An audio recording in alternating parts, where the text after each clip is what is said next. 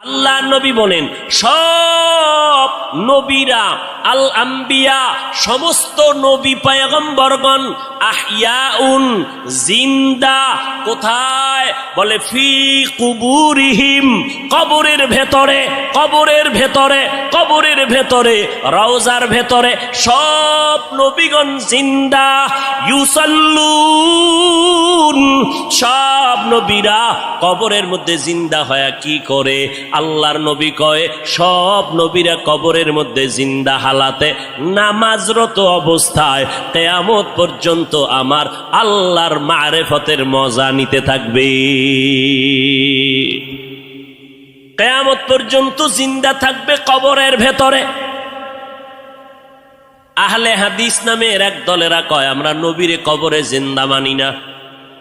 জিন্দা আহলে সুন্নাত ওয়াল জামাতের বিশুদ্ধ আকীদা আমার নবী শুধু নয় সমস্ত নবীরা কবরের মধ্যে জিন্দা। আল্লাহ বলেন আমি তাদেরকে কবরের মধ্যে খানা দেই, রিজিক দেই। এইবার তার সেরার এক দলেরা কয় তো নবী যদি জিন্দা হয় খায়নি খায় কি খায় রুটি না ভাত? যদি ভাত রুটি খায় প্লেট কই, গেলাস কই, পানি কই? কেমন ভিডা দরকার?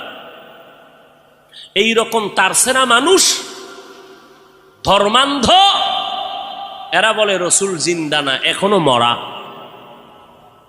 নাউজুবিল্লাহ আইয়ে না? হ্যাঁ, তাকে যদি জিজ্ঞাসা করো আমরা মায়ের গর্ভে ছিলাম, আল্লাহ তাআলা দুনিয়াতে আসার আগে আমাদের মায়ের গর্ভে আমাদের দেহের মধ্যে রূহ দান করে জিন্দা বানাইছিলেন নি? কথা কন। তাহলে আমরা আমার মায়ের গর্ভে জিন্দা ছিলাম নি? ও ভাই, তুমি যে প্রশ্ন করলা কবরের মধ্যে যদি জিন্দা থাকে কেমনে খায়, কেমনে কি করে, তোমার প্রশ্নের জবাব দিব পরে। আমার জবাব দাও, মায়ের গর্ভে যে আমরা জিন্দা ছিলাম, আমরা ভাত খাইছিলাম নি, রুটি খাইছিলাম নি, প্লেট কই পাইছিলাম, পানি কই পাইছিলাম, গ্লাস কই পাইছিলাম?